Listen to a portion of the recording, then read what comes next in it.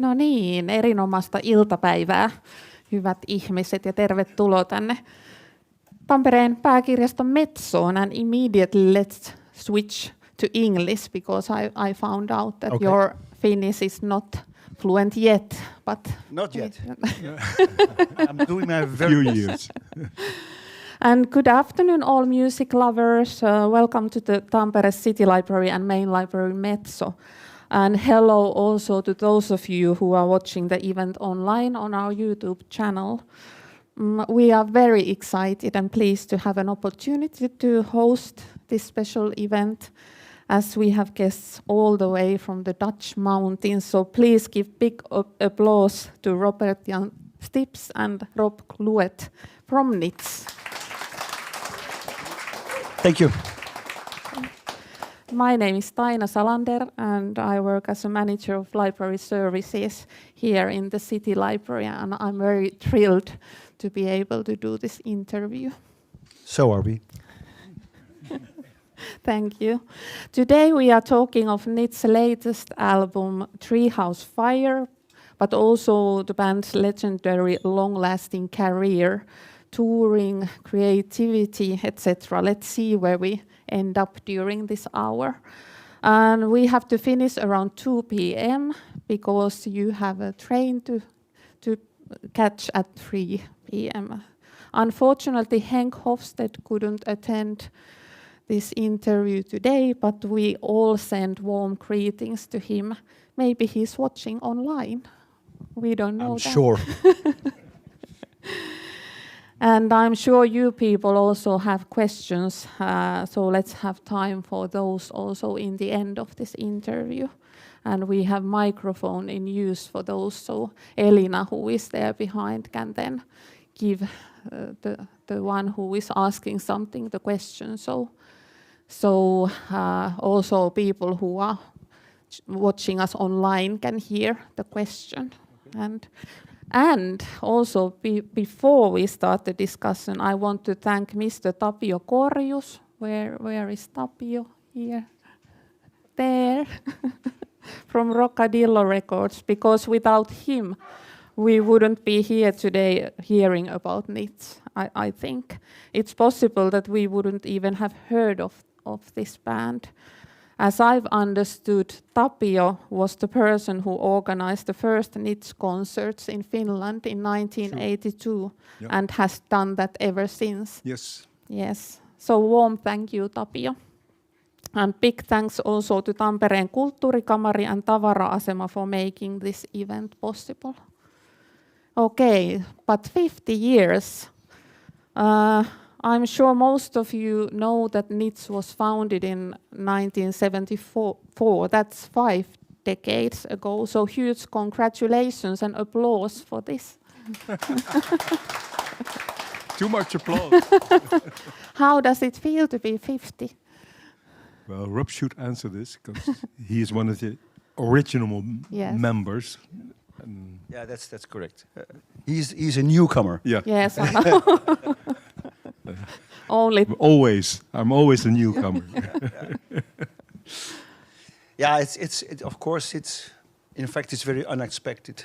You start a band mostly as a group of friends because you're interested in a certain style or a certain music, and you say, oh, let's try. And then at a certain stage we said, well, let's try to do it in a sort of professional way for a year, just to see how that feels and if it's possible. And I think we were, in those days in Holland and in Amsterdam, we were very lucky that there was so much opportunity for bands to play in clubs, and you could rehearse everywhere. And that made it, of course, possible that we could develop. And we were also very lucky that at a certain stage, some people, we drew the attention of certain people, and they started helping us. And without that, a band will never appear for bigger audiences, and all those people have played a large role. But all in all, it's just an amazing career. I think I'm still sitting here being very sort of surprised. Yeah, and you've been in NITS for what, more than 35 years. Yeah. As a matter of fact, I knew them when we started recording together. I used to produce them. Yes. And I was also the producer of Gruppo Sportivo that Tapio got to Finland, and that didn't really work out. And so we could take the place of Gruppo Sportivo. We kicked them out. Yeah. But we've been working together for a very long time. Yeah. And, as a matter of fact, I produced them, and then at a certain moment, Aad Link, who's nowadays the manager of NITS and was the manager then as well, and he's somebody that I worked with for about 55 years or something, and we had this booking agency together, and we booked a very nice German tour for the NITS. A very important tour, and then about a week just before the tour should start, the bass player called us that he didn't feel like traveling. Okay. So then we had a common problem, and I know Henk called me, and they had this sort of brilliant idea. They said, well, you know the material. Can't you join us on this German tour and play bass on keyboards? Yeah. And I thought it was a nice adventure. And it's been a nice adventure ever since. Yeah. How has your Jubilee year been so far? It was quite amazing, I think, because we started playing very nice halls throughout Europe, and especially we were really impressed by the reception of the audiences, because we hadn't been playing for quite a while and we had some problems, and going to a hall and people really standing up and applauding to you before you have played any note at all is quite an experience. So we were really overwhelmed. It was a very warm experience for us, which really gave the band the confidence again to go on. Yes. Yeah. And now we are here. Yeah. With the same feeling. Thank you for an outstanding concert last night. How many of you were there? Okay. Basically everyone. You want your money back. That's Tapio. Tapio is the financial man. No, I mean, the house was full yesterday. Yeah. People were really concentrating on the music, and everyone was smiling, and everything was so powerful and moving and surprising. I think that's one of the nicest things you can experience when you're on stage with the band and you play the songs and you notice that people are really with you. They are not going to, but they are all very concentrated and really opening their minds and feelings to what you do. Because there's very quiet moments in the songs, and it was totally silent. I really enjoyed that. Do we want to spoil for those who didn't see it and are going to Helsinki concert? Because I was planning to talk about a bit of the set list, but I don't know. You played the whole new album yesterday, and one of the few of my really all-time favorites, Infinite Shoe Black, which was very nice to hear part of it, and then you moved to Neskio, which was also a very interesting pair, and Le Nuit, which was very touching yesterday. I think you did a splendid work with that. Two Skaters and Sketches of Spain, which had some Ukraine references in the visuals. So very, very good. You have had live concerts in Tampere, at least in Tampere-talo, Kulttuurikamari, YO-talo, which is Students' House, and G Live Lab, and now yesterday was the first gig in Tavara-asema. How did you like the venue yesterday? Was sound-wise, it was really good, and also like nice thing was that we could see the audience. Yeah. Like usually you're playing in a black hole. Yeah. And I love to see the faces and the eyes and the reactions, so that you're really together. So I think, that's was a nice.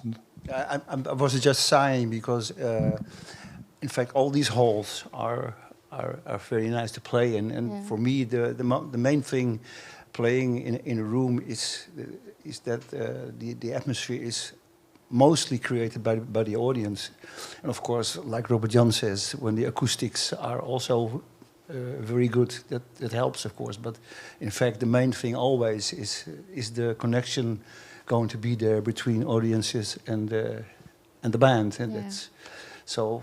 For me, there's not a lot of difference between all these halls. It's the whole event which really strikes me. Yeah. It was a quite relaxed atmosphere backstage. Yeah. Okay. Yeah. We could be ourselves. Yeah, that's important. Sure. Yeah. And when we arrived to venue yesterday, I mean, it's by the railroad, this venue, so it was this exactly same sound as in your song Train. This when the train breaks, and I thought, okay, this was a good intro for your concert. Okay. But you didn't play the train song. No, not tonight. No. But in my opinion, you are one of the best, or let's say the best live band in the world, because your soundscape is so organic and all the songs come alive in the concerts. It's very unique, I think. Yeah. Sorry to interrupt. No, because the songs always change and they live and breathe. They are evolving, and we never hear the song the similar way twice. Like I told you back there that I'm always so amazed that even though I've heard them hundreds of times, it's always something new in them. And I told you that we're mostly not really aware of it. I mean, we are aware of the fact that we play freely, so things like that happen, but it's never like we say to each other, let's play Sketches of Spain different tonight. Yeah. We just play it and see what happens. See what happens. Yeah. The magic happens. So Sorry? Magic happens. Yeah. Hopefully. No, you should allow yourself to that it can happen. That means, in fact, you have to be very open and just listen to what the other two guys are doing. Yeah. Or what maybe the sound effects from the whole duo, or maybe a light change made by our light engineer Tom sometimes creates an atmosphere which might influence the music. But what I think is very important is that if you want to play a song really in a way that's worth to the song, you should always try to play it from zero on. So you cannot think for yourselves, let's do the 600 times of Dutch Mountains. No, it's the first time we played Dutch Mountains on this day. Yeah. So and then the song will unfold itself. If you don't do that, it will never come alive. So, and that's, I think, one of the most important tasks you have as a band member, that you always start from zero. Yeah. And it's also taking risks at certain moments, like when you're on tour and you play, let's say, the 50th gig of the tour, then every once in a while you have to feel, let's try something. Yeah. And just to keep it fresh. Yes. And we know from each other that it's okay to take risks. Yeah. I know bands that people get angry, but not with us. That's really nice to keeps ourselves alive. You already mentioned the light engineer, Tom, and the Tellman brothers. They are really like the band members, aren't they? Yeah, absolutely. Yeah, important, irreplaceable members. Yeah, absolutely. Yeah, in yeah. NITS. Yeah. It- But we don't see them on stage. But how would you describe the work with them? Also as very organic. It's, for instance, when, let's start with Paul, our sound engineer, when we start working on new material in the studio, we never sit together before and try to talk about what are we going to do, or is there going to be a tempo or a theme or a key. We just sit there, and at a certain moment we just start playing and listen to what the others do. And Paul, our engineer, is in his control room and does the same. He listens, and at a certain stage he thinks, oh, that's interesting. And then he presses the record knob and records the improvisation which is happening at the moment. And at a certain moment he thinks, well, I think it's enough. And he and he switches it off. So, and that's and also during the recording, of course, he makes adjustments. Maybe he already puts effects or whatever. And at the end of a period of rehearsals, we end up with a long list of short pieces, and then start selecting. So his role in this is quite important. And then after that, of course, when we start trying to turn them into songs, that's also where he can add his sound ideas and effects or whatever. Yeah. And Tom, his brother, he's also a very free thinker. When you see the lighting he does for us, but also the lighting he does for bands in Paradiso, Amsterdam. That's a whole concert hall where he works a lot, and he just listens to the music, talks to the people, and starts doing stuff. And that's what he does with us also. Yeah. That was very amazing. This visual, all the visual world you have on your tour now. I mean, the projections, videos, and the lights are very beautiful. And yeah, I will tell him. It's like, you all are such wizards. Could you remain yourself wizards of NITS or something like that? Are you involved in this visual design? I mean, does Tom ask you? No, not opinions or very rarely. Sometimes I help him with when he has a sort of practical problem or a technical problem. But I think most of the discussions are between Henk and Tom. Mostly Henk starts drawing little images and starts talking to Tom, and then Tom gives his vision about how to change that into something which might work on stage. And that's the way it works. Okay. Yeah. And then he starts adding the colors and the way the lighting should be, and It's a lot of work. It's a lot of work. For instance, Tom also, there was a tour where there was not really a plan about what stage looked like, and we always for years we discussed about making a real mess visually on stage. That sounded like an interesting idea. And then during the year we were working on the album, Tom every Monday morning he just went very early out of bed and went to the streets and collected old lamps people threw away. And then he started making them work again. So at the end he had like 60 or 70 small lamps, and that's turned into the stage lighting. Yeah. That was one of his beautiful ideas. Yeah. And how do you like transport all this and then put up and take away again and then move? Yeah, that's 4 people, the 4 technicians who do that in the truck. It's a lot of work. Yes. It's really a lot of work. Yeah. Okay, so let's go to Treehouse Fire next. That's the latest album. Here's the vinyl version. Please don't anyone take this. It's mine. And also this one is mine. So it's a rarity. It is.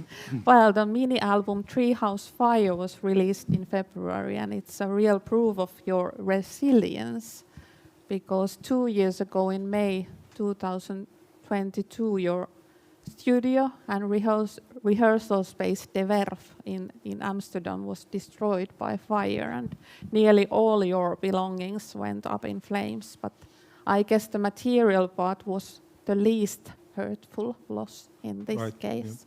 yeah. Yeah. This album is full of character, emotions, peace, sadness, but first and foremost hope and optimism, I think. Could you tell about the process of making this album? Yeah, well, Henk sort of designed a few songs, which was different from the way we worked the last years. But Henk was really inspired by the fire and the things happening to us. And we sort of immediately totally agreed on the songs, and we did a few rehearsals. And also, at the same moment, we recorded the rehearsals, and one of those recordings ended up on the album as well. But I think even 2. Oh, yeah. But then we had this new experience of going to a real studio, not going to the Werf, because the Werf was not there anymore. And of course, that was sort of a mental thing, because you were so used.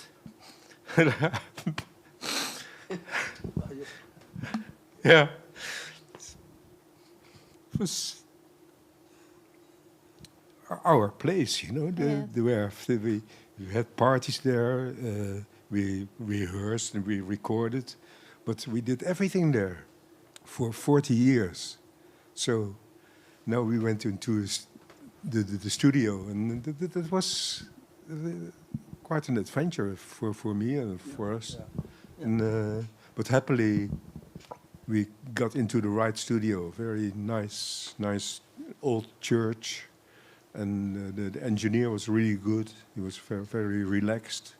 There were 2 grand pianos and everything to please us. Yeah. And of course, Henk's physical state was also, like, at that moment, not very favorable. So we had to do it in as little time as possible. So we decided to do it all very relaxed, but efficiently. And I think we recorded the whole album in about 7 afternoons. Oh, yeah. Like usually you go to the studio as early as possible and you end up as late as possible just to get everything done, and this and that, and we add this and let's try that. But this time we just recorded the songs. We did a few dubs. Henk sang some things over again when he had the lyrics complete. And it was all very relaxed and satisfying, because I think we are very proud of the album. You should be. So are we, aren't we? Yeah. Yeah.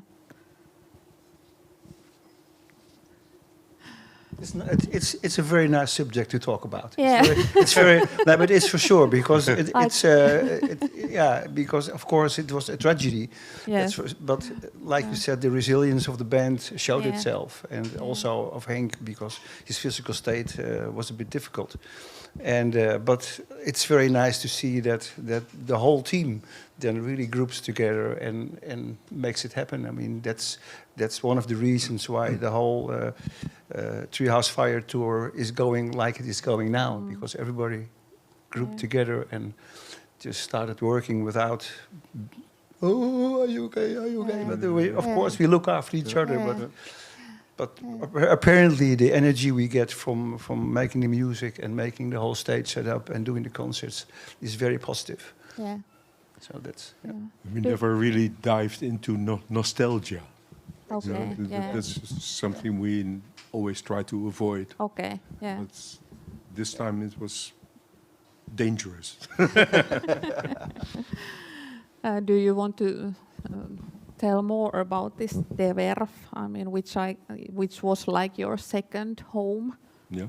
Is there something? I don't have any specific questions, but I mean... Well, it was a unique place in Amsterdam. I mean, to have a rehearsal place in Amsterdam anyway is almost impossible, which we found out now. And this was really unique at the border of Amsterdam. It was laying to the highway around and so we could make noise as much as possible. And we had our own parking place. Which that's simple. When you work there for 40 years, it's a hell of a lot of money that you don't have. That you could invest in musical things. Yes. But Rob, he did a lot of building work in the studio. Like it was offered to us by an organization in Amsterdam, and they tried to offer it to many people. And they came into the room.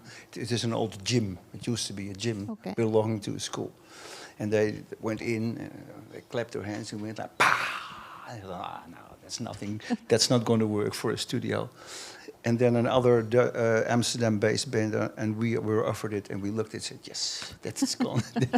And then we just started adjusting first very small steps, and then we added a mezzanine, and then we put curtains on the walls, so the sound was a bit more dampened, and changed the lighting a little bit, and installed the kitchen, which is very important in our band. And so gradually it changed into the room where we rehearsed and made clips and storage and archive, of course. Yes. Yeah. I'm more or less confused to cite the One NITS song, but okay, let's go to creativity. You have a gift to wrap playfulness, humor, curiosity, and deep thoughts in the music. How do you feed your creativity? That is very simple, but maybe by living. Yeah, exactly. Exactly. Yeah. That's all the aspects of living we try to put in our music. Yeah, absolutely. Yeah, it's everything you can absorb. That's what mostly for me, that is everything I experience in some way turns up somewhere in the playing I do. It could be anything. It could be this interview, it could be a restaurant visit or a movie or whatever you experience. Yeah. Other bands, of course, other music. Yeah. Yeah, because it seems like you can write music about whatever. Like nothing is too big or too small subject for your music, and your inspiration seems to come from the whole life spectrum. Like. Yeah, absolutely. Yeah. And you never complain or moan or be aggressive in your music. No, that's not in our personalities, I guess. Yeah, and also like politics, we try to. I think it's quite clear where we are politic-wise, but it's always between the lines. Yes. And it's never like putting out a statement it's pretty dangerous to do that with music. It's not our way anyway. Yeah. Could you tell us more about the songwriting process? You already told a bit, but how you work together in creating new material? Well, the lyrics are written by Henk. Yeah.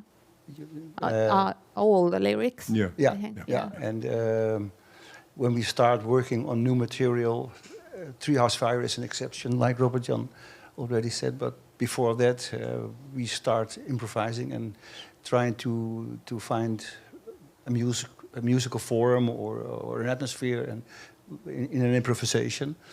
And then at the same parallel path, Henk has already mostly made notes throughout the year or years, things that interest him, and at a certain stage he tries to put the words into the music we have made, or he starts reading and then starts writing a lyric, and that's the first time he really understands why he wrote something down. and then that inspires him to go on the theme. That's the way it works. So mostly in our process, the lyrics are the last thing which is added to the music. Well, the complete lyrics. The complete lyrics, yeah. While we are improvising, we hear these words that plop out, and we get ideas by that, and then we react to it musically, and then Henk reacts to our reaction. Yeah. Also, like lyric-wise, and it's a nice game. Yeah. And the art of playing an instrument, I mean, the playfulness is somehow what I see in both of your musicianship, that you really enjoy what you are doing and you are constantly improvising and trying new things, and you seem to be able to do whatever with your instrument. That's not true. No, but it seems like, it looks like that. How did you become musicians? I mean, what were the seeds for? I'm playing the keys for a very long time. I was, I think, six years old when I started. So that's quite some time. Did you ever study music or have? Yeah. I had like sort of piano lessons, and then I went to the conservatory, but I quit conservatory because I didn't like it there. It was completely the wrong atmosphere to make music. Yeah. And I had started some bands already, and I was not allowed to play in bands at the conservatory. I know. The same for me. And it was real classical things. Yes. Jazz was just sort of popping up. That was sort of allowed, but pop music was really out of the question. Yeah. So that's why I left the conservatory, because the bands were much more fun, and I felt more at home there. Yeah. What about you? I think I became aware of the beauty of music through the record collection of my grandfather. He was a great music lover, didn't play an instrument, but he was in the family one of the first who had a record player anyway.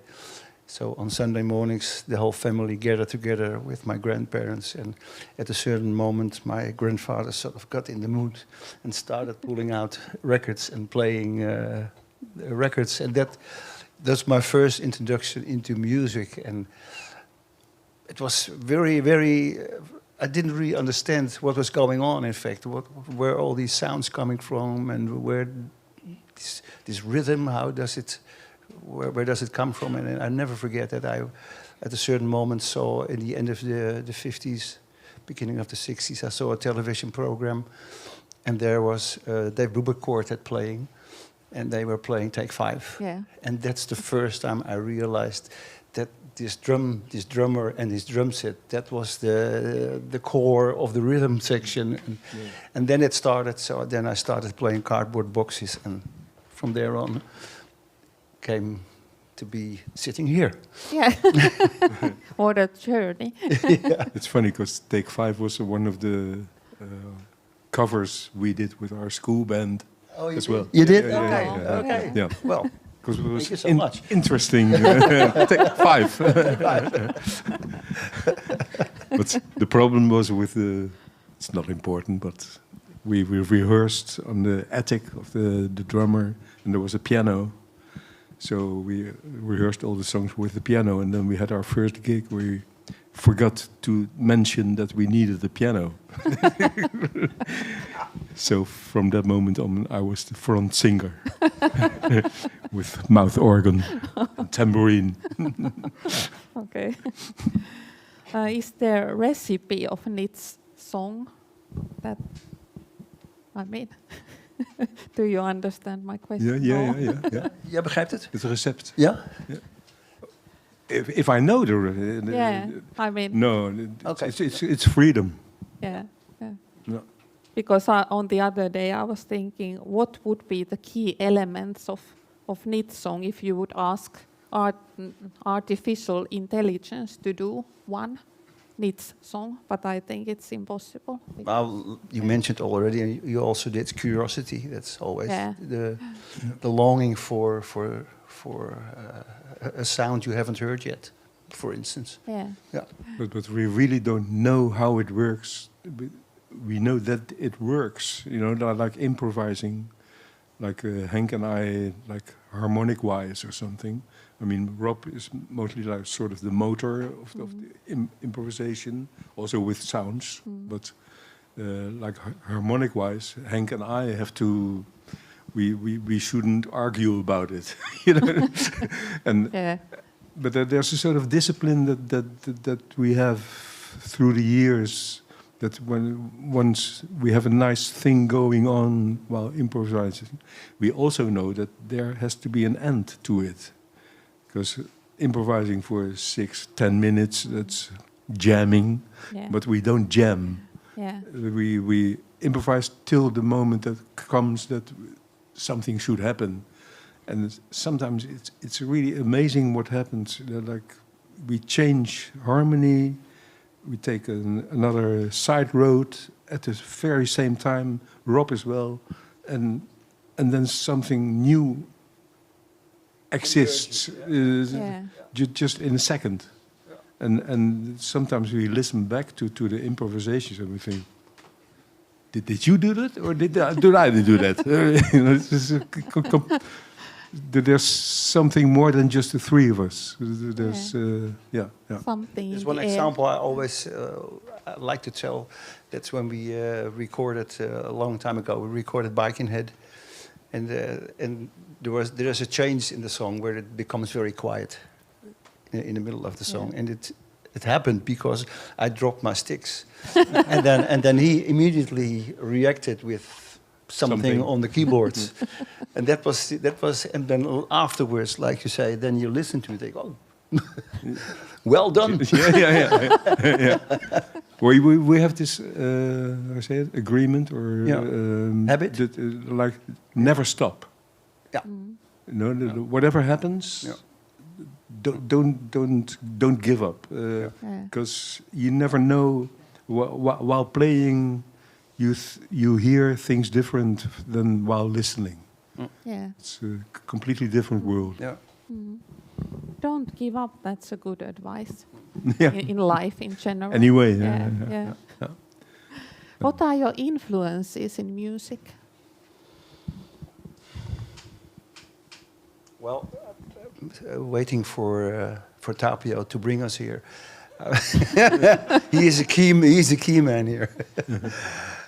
I just said to Robert Jan, I was sitting in my hotel room and reading a little bit and thought, wow, I'd like to hear some music. And since I was maybe 8 or 9 years, that's the first time I heard it, I think.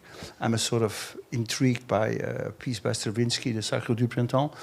And it is for me still a mystery why it impresses me so much. But that's probably the big variety in sound colors and tempos and energy and the really sometimes painful and heartful things that it describes. The Rite of Spring, of course, and that is one of the things that influenced me. But also, of course, other bands, other drummers. Of course, there are drummers which you hugely admire, and especially in the beginning of your career, you try, of course, to sort of do the same thing, and then you find out that's impossible. So then you find your own way to achieve the same sort of feel or the same kind of movement in the playing. Those are things that really influence my playing. Yeah. For instance, there's more, but What about you, Robert Jan? Yeah, it's a whole spectrum. I have these cliché answers that they are true. Like you, cliché answers. Like the easy things I think about. And for instance, Frank Zappa was real example for me, how you say it, the way he was as a musician, but also like as a person in the whole music industry, and the things he did for when the ladies of the governments of in the States, you know, they had this sticker on the albums like dangerous lyrics. Don't sell this to children or something. He was the only one who stood up, and he got himself in a nice suit, cut his hair, and had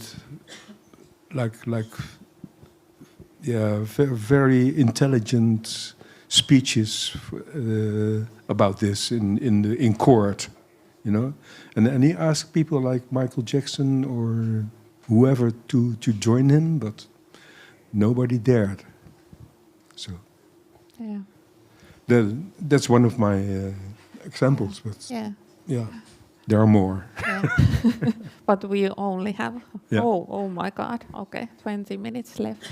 Let's move on for touring. You've been touring mostly in Central Europe and then Finland, and at some point you went to Estonia and even Moscow and Japan, I think. But first concert tour to Finland was in 1982, even to places such as Köyliö, probably Lallintalo. Were some of you there? No. And Saapasjalka Rock in Pihtipudas, which is very small place. Yeah. Sorry, nothing against Pihtipudas. We made a song about it, about the village. And the trees. Oh, which song is that? Pihtipudas. Is it released? Is it released?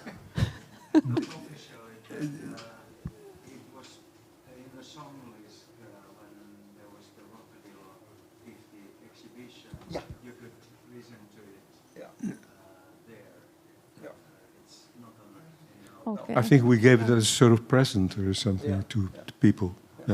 Yeah. But why Finland? I mean, if you could shortly tell how it all started, that you ended up here. I think it's just a matter of being interested in a country you, in the beginning, only can imagine what it might look like, what it might sound like, how the people are behaving there. Of course, it's not very different from where I live, but that's the imagination you have when you go to a country you only know from reading or film. It was just that.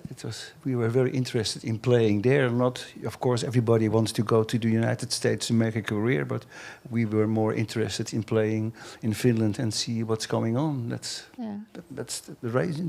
The funny thing about it, when the first trips to Finland, we also played in Sweden, and as a stop. And there's something.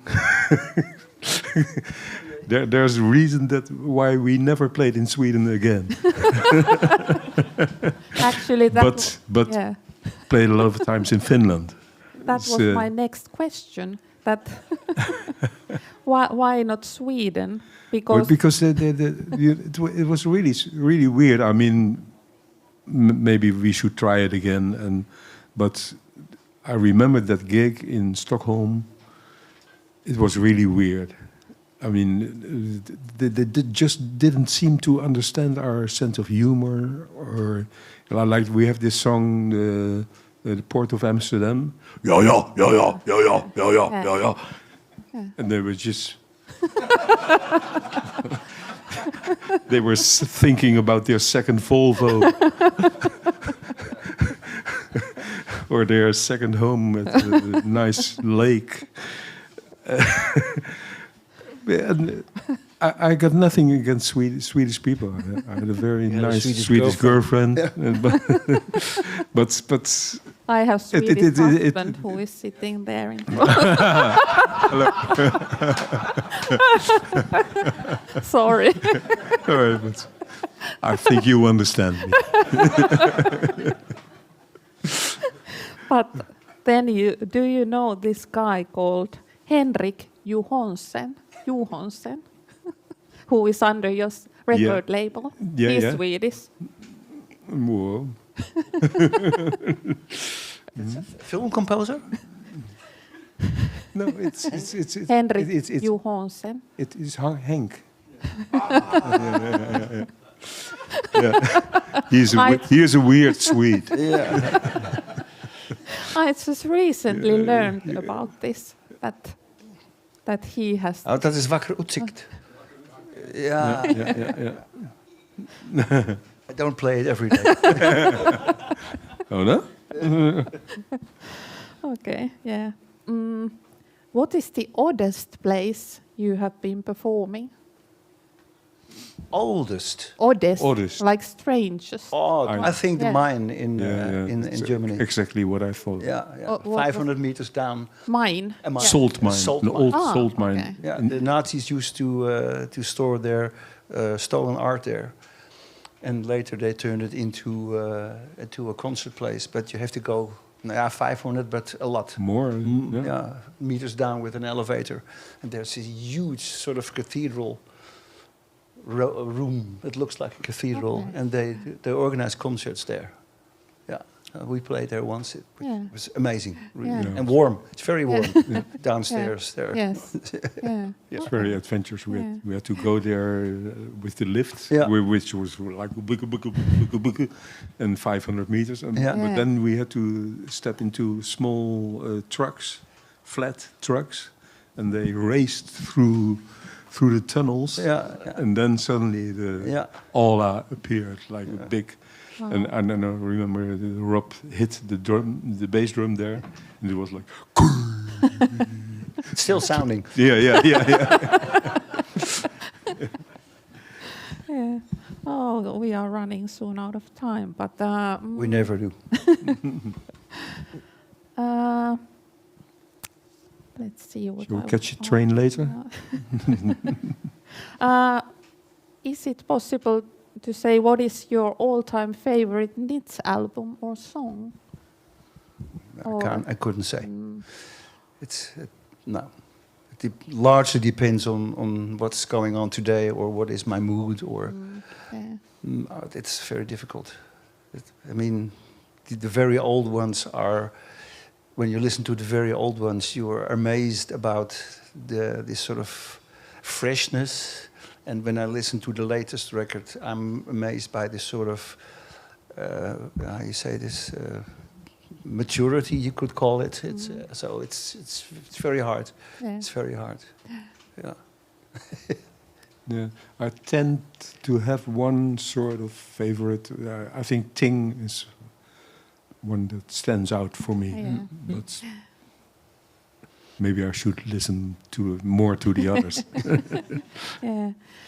Do you have some other projects than NITS at the moment going on, like solo or? Yeah, Robert Jan does. I do as well. I have quite some things.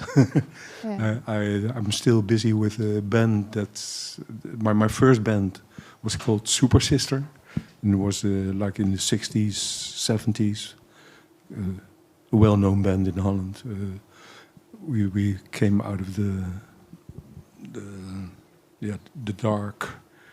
dark side of pop music, and of course it ended. But we started again now, and I'm writing like in the same state of mind state, and we are touring and recording. So I wrote a lot this summer for this. And I also wrote a lot for a new project with a girl singer. And that's interesting because it's a new, completely new field for me. But those are the things I'm also playing solo and so. But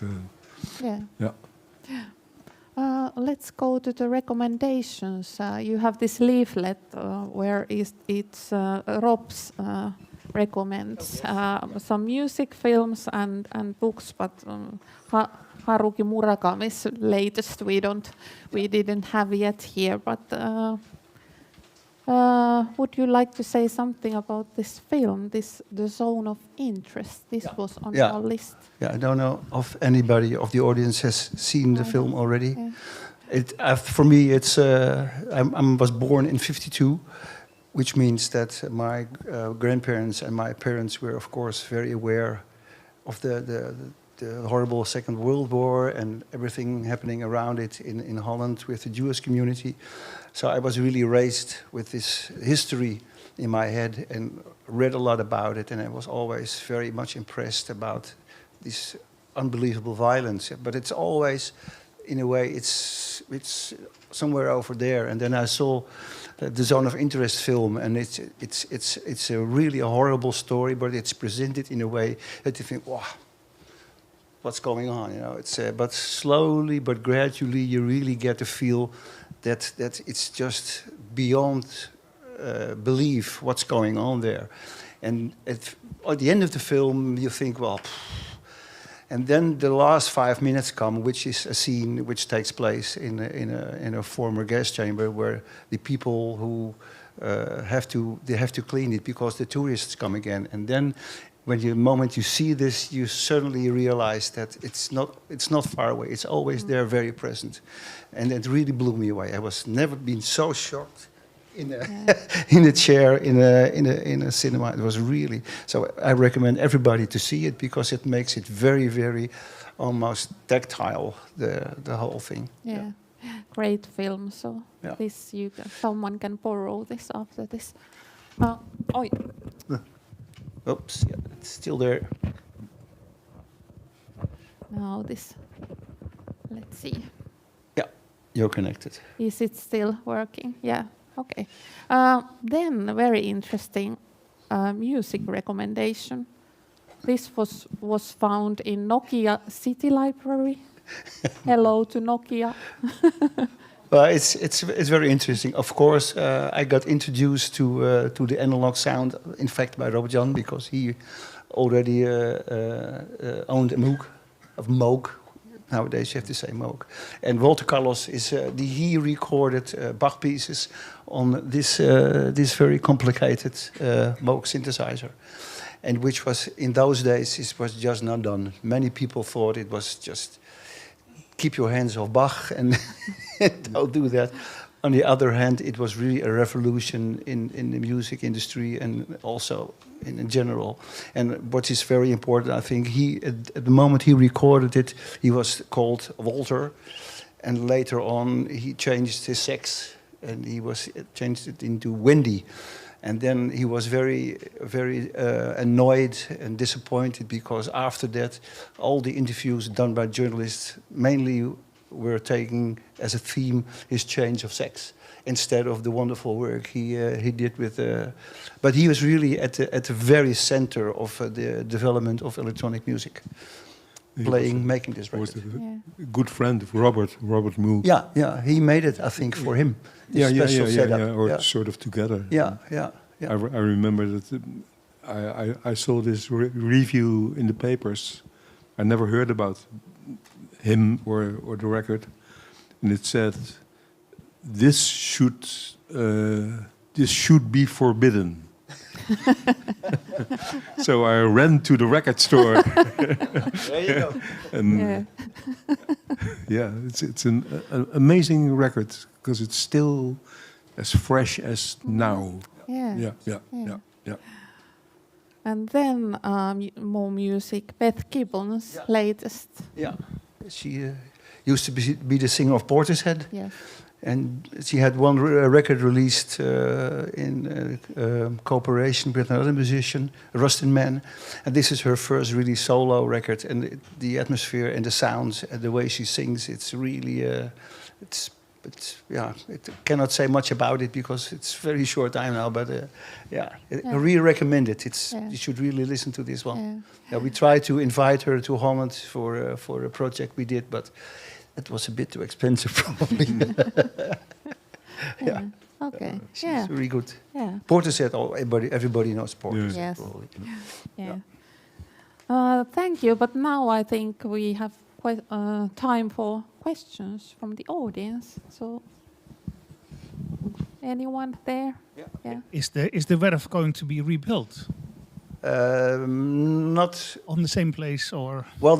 We were in contact with an architect sent by the Amsterdam mayor, and they are planning to build there maybe a sort of cultural center, more focused on the neighborhood. But they were very interested in our ideas about how such a thing would work or what it should look like.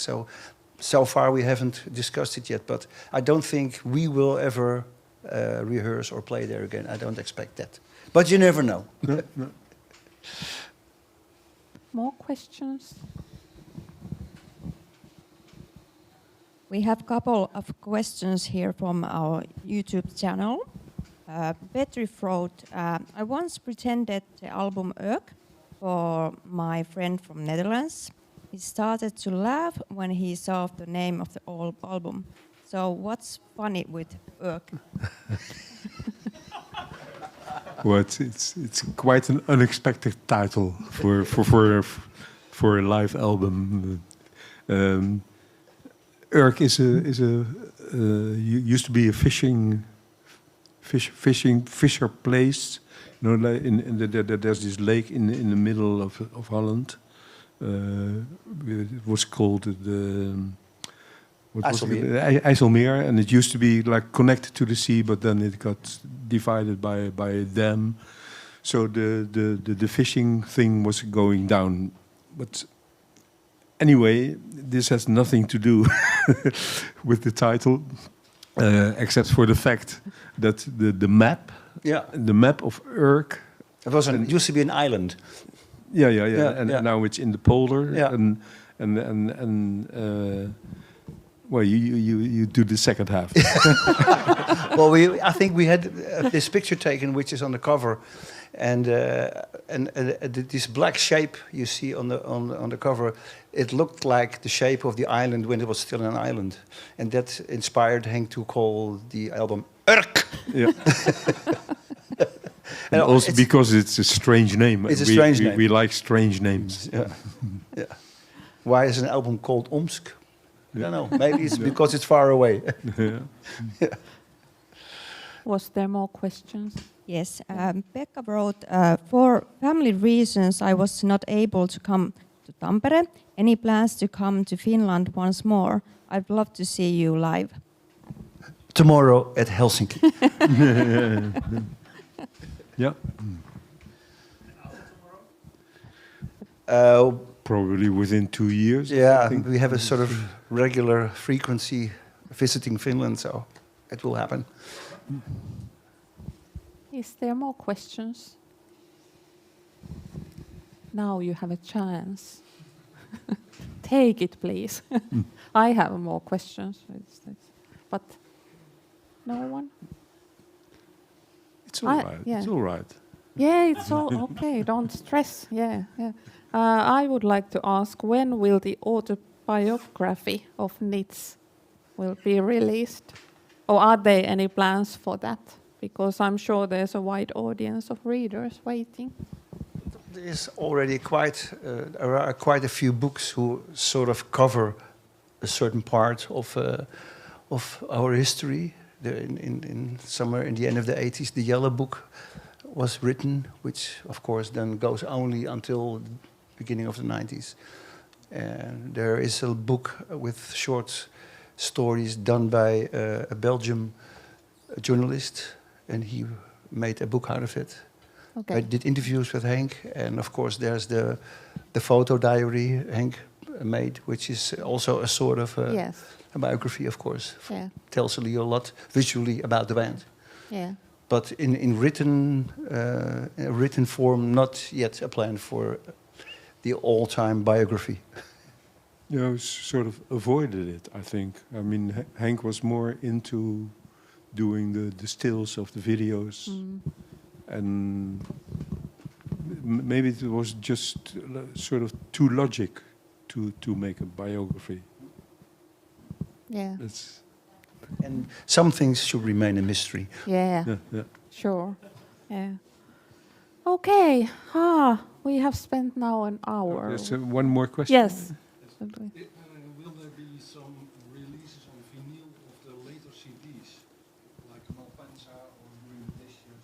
I think so. They're still. I mean, the company who organized that, they sort of promised to do the whole back catalog. So I don't think the listeners heard. Hello. he was asking of later digital albums will also be released on vinyl, and there is a company who takes care of this, the Universal, I think that is, isn't it? I think so. Yeah. And they promised they will do the whole catalog. So, but it takes time.